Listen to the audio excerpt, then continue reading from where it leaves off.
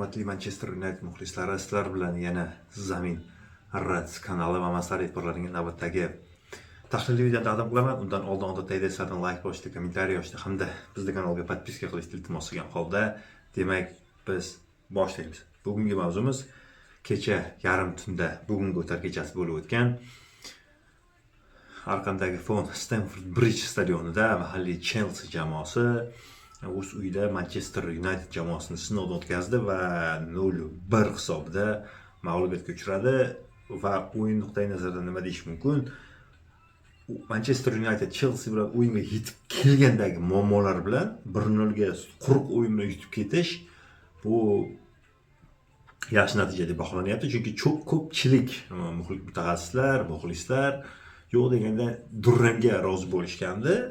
Endi to'g'ri, biz doim g'alaba kutib qolamiz jamoamizdan, lekin obyektiv qaraganda hozirgi kirib kelgan tarkibimiz bilan bizning himoyamiz deyarli yo'q edi. Chunki Maguire ham, Licha ham, Delikt ham uchalasi ham travmada edi. Biz asosiy himoyachilarimiz yosh bola Xevin bilan uning sherigi mavjud emas edi. Shu sababli biz baribir qaysidir ma'noda sinov, eksperimental uslub bilan majburlikdan deganday shu narsaga qo'l urgandik va taqdir taqozosi bilan 1-0 hisobida g'alaba qozondik. O'yin haqida qisqacha nima deyish mumkin? O'yin so'zsiz Chelsea tarafida bo'ldi. Ular ko'proq hujum qilishga harakat qildi. Biz Manchester United esa ko'proq qarshi hujumdan tayangan holda harakat qildik va shuning natijasida biz o'zimizga kerakli bo'lgan natijaga baribir oxir-oqibat erisha oldik va avvalambor Manchester United muxlislarini bu g'alaba bilan, muhim g'alaba bilan men tabriklayman. O'yin jarayonlarini ko'rib chiqadigan bo'lsak, demak, o'yin dastlab boshlanganda ikkala jamoa ham to'pni egallash va ko'proq hujum qilishga harakat qildi va natijada ko'proq bu narsa Chelsea'da chiqishni boshladi. Manchester United esa ora-sorada to'pni egallab tezkorlik bilan qarshi hujumga o'tishga harakat qildi. Va 43-minutda Bruno Fernandesning ajoyib to'p uzatishdan keyin 18-chi to'p uzatishi, eslatib o'taman, shu orada bitta mavsumda eng ko'p to'p uzatishga ega bo'lgan futbolchilar bular Kevin De Bruyne hamda Thierry Henry'lar, ikkalasi ham 20 ta to'p uzatish mavjud. Hali bizda yana bir 5 ta turda borligini hisobga oladigan bo'lsak, Bruno Fernandesda 17 ta to'p uzatish bo'ladigan bo'lsa, bemalol bu natijani biz yangilashimiz mumkin. Xullas kalom, Bruno Fernandes ajoyib pasidan keyin Matheus Cunha hisobda 0-1 ko'rinishga olib keladi va Manchester Unitedni oldinga olib chiqadi. Ikkinchi daymda esa Chelsea jamoasi hujumni kuchaytirdi, lekin 80-minutda biz Sheshko hamda Matheus Cunha'ning o'rniga Amad Diallo hamda Mason Mount'larni maydonga tashladi. Michael Carrick va 87-minutda Joshua Zirkzee maydondagi Brian Mbeumoning o'rniga maydonga tushdi. Va shu tariqa o'yin 0-1 hisobida yakuniga yetdi. Endi statistikani ko'rib chiqadigan bo'lsak, demak, Chelsea hamda Manchester United uchrashuvidagi XG bo'yicha ko'rib chiqadigan bo'lsak, Chelsea jamoasi 1.55 ta golga o'yin namoyish qilgan, Manchester United jamoasi esa 0.29 ta golga o'yin namoyish qilgan. To'p egallab turish bo'yicha 60 ga 40, zarbalar bo'yicha 21 ga 4, aniq zarbalar bo'yicha esa 3 ga 1 hisobi qayd etilgan. Ko'rib turibsizlar, bu jabhada Chelsea jamoasi boya aytganda mezbon sifatida ustunlikka ega bo'lgan. Endi turnir jadvalini ko'rib chiqadigan bo'lsak, 33-tur o'ynalgandan keyin ba'zi jamoalar bugun o'ynaydi 33-turda.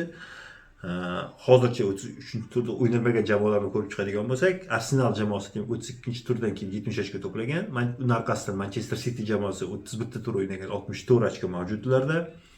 Manchester United jamoasida 33 ta turdan keyin 58 ochko mavjud. Ular ta'qibchisi hisoblangan Aston Villa jamoasida esa 32 ta turdan keyin 55 ochko mavjud.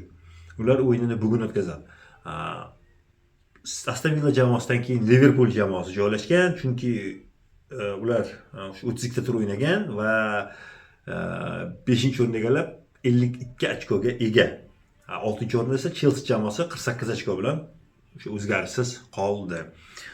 Ko'rib turibsizlar, hali asosiy qizg'in pallalar boshlanmoqda Angliya Premyer Ligasida va o'ylaymanki bizning jamoamiz o'ziga kerakli bo'lgan natijani qo'lga kiritib, yorug' yuz bilan keyin yilda Chempionlar Ligasini madhiyasi Old Trafford stadionida yangrashiga men ishonaman. Sizlar esa bu haqda albatta kommentariyada yozib qoldiringlar. Demak, maydonga tushgan futbolchilarni va zaxiradan tushgan futbolchilar ko'rib chiqadigan bo'lsak, ularga qo'yilgan ballar bilan, demak, darvozada Sen Lamens, himoyada Luke Shaw, Eden Haven, Nusrat Mazraoui hamda Diego Dalotlarni ko'rishimiz mumkin. Bu majburiy chora edi, chunki Shaw ham, Dalot ham, Mazraoui ham bu qanot himoyachilari, wingerlar, qanot himoyachilar va laterallar hisoblanadi pozitsiyasi bo'yicha. Lekin Mazraouini markaziy himoyachiga boya aytgandek, kadrlar yetishmovchiligi natijasida Carrick shu unaqa holatga qo'l urdi. Bu yerda chista himoyachi faqat Haven edi va u ajoyib tarzda menimcha o'sha o'yinni boshidan shu patkatidan keyin bitta o'sha adashmasam Estevao'midi yo Garnachomidi shu futbolchiga nisbatan patkatdan keyin ajoyib tarzda Enzo Fernandesga nisbatan patkat ishlatgandan keyin bir odamda qo'rqish paydo bo'ldi, chunki penalti berib olishi mumkin. Yosh barqman himoyachi tajribasizlik qildimi deb, yo'q, ajoyib tarzda harakat qildi va jamoamizda g'alabasida muhim rol o'ynadi deb o'ylayman. Markazda Kobi Mayno hamda Kazimirolar harakat qilishdi, ajoyib tarzda harakat qilishdi. Bu ikki juftligimiz maydonga tushgan holatda biz kamdan kam holatda mag'lubiyatga uchraymiz. Hujumchilar o'rtada El Capitano, El Magnifico, Bruno Fernandes harakat qildi. Ikkita qanotdan Kunye hamda Mbemu, hujumda esa Benjamin Sheshko harakat qildi va futbolchilar o'ziga yuklangan vazifalarni a'lo darajada bajara oldi deb o'ylayman. Carrick ko'rsatmalarini aniq bajara oldi deb o'ylayman va albatta zaxiradan tushgan futbolchilar ko'rishlaring mumkin. Ular ham o'z o'yinga o'zini hissasini qo'shdi deb aytib olaman.